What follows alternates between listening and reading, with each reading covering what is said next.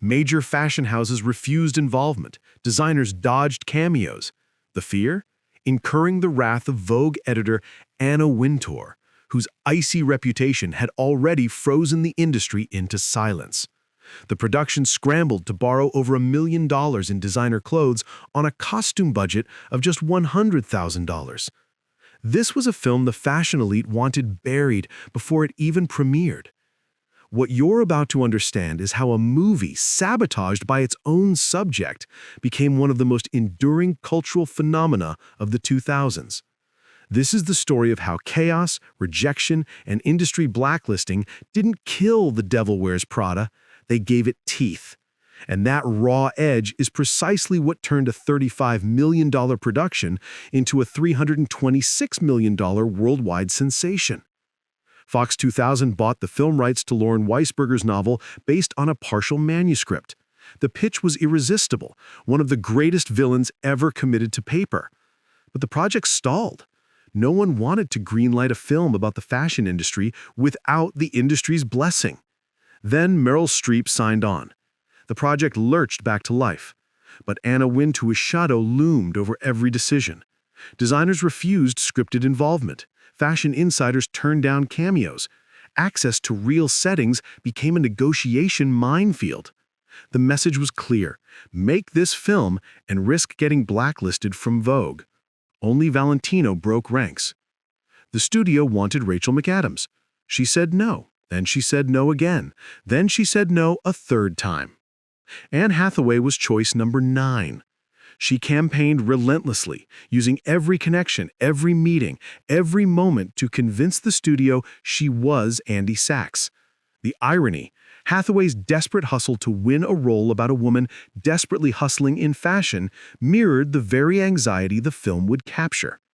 Studio resistance wasn't about talent, it was about star power, box office insurance, and the fear of betting on the wrong horse. But Hathaway's outsider energy, her need to prove herself, would become the emotional engine of the entire film. With a $35 million budget, the production faced a brutal reality.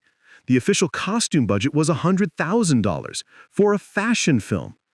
Costume designer Patricia Field called in every favor, leveraged every relationship, and borrowed over $1 million in designer clothes. This wasn't just resourcefulness, this was survival.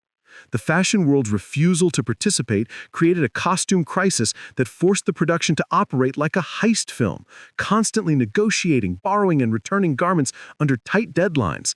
That tension, that anxiety, that sense of operating on borrowed time, it bled into every frame. Meryl Streep made a decision that would define the shoot.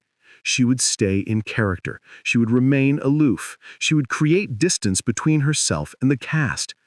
Streep later described the experience as miserable. She wasn't socializing, she wasn't bonding, she was Miranda Priestley, cold, calculating, and emotionally unavailable. This wasn't cruelty, this was craft.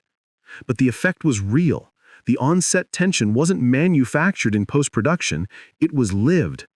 Anne Hathaway and Emily Blunt felt genuinely intimidated. The power dynamic wasn't acting, it was architecture.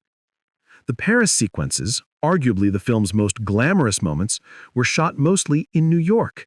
Budget overruns meant the production couldn't afford to send Streep to Paris with the crew. Set doubles, creative camera work, clever editing. The film's luxury was an illusion held together by borrowed clothes and fiscal ingenuity. And yet, audiences never felt cheated. The film's credibility came from its anxiety, not its opulence. June 30th, 2006. The Devil Wears Prada opened opposite Superman Returns. The strategy was surgical. Target the audience Hollywood had been ignoring all summer: women. Opening weekend, $27.5 million. It never topped the box office, but it sustained. Word of mouth became its engine. Final domestic gross, $124.7 million. Worldwide, $326 million. 9 times its budget. This wasn't a blockbuster. This was a cultural landslide. Critics were split. Meryl Streep's performance earned universal acclaim. Nominations poured in. But some reviewers dismissed the film's depiction of the fashion world as unrealistic, too cutthroat, too cruel. The irony, the fashion industry's own discomfort with the film validated its accuracy. The very people calling it unrealistic were the ones who had sabotaged its production. The film's marketing didn't hide its outsider status, it leveraged it. Andy Sachs was sold as both aspirational and relatable, a Chanel girl and an office rookie. Product placement happened through dialogue, not overt sponsorship. Garments were later auctioned for charity. The message was clear. This film wasn't approved by fashion. It was survived by fashion. And audiences loved it for that honesty. The Devil Wears Prada didn't fade, it metastasized. Memes, quotes, GIFs, Broadway and West End adaptations. New generations discovered it on streaming, connecting with its themes of work-life imbalance, toxic leadership, and industry gatekeeping. Its legacy isn't just Streep's performance, it's the miracle of a cast and crew that turned industry sabotage into cultural permanence. The film outlasted the very people who tried to kill it. A film shunned by the fashion elite became a box office juggernaut precisely because its outsider status injected it with the edge the industry sought to suppress: credibility, anxiety, subversion. Chaos was couture. Only by being an outsider could The Devil Wears Prada expose and transcend the iron gatekeeping of fashion's elite. If the fashion world had embraced this film from the start, would we still be talking about it 20 years later?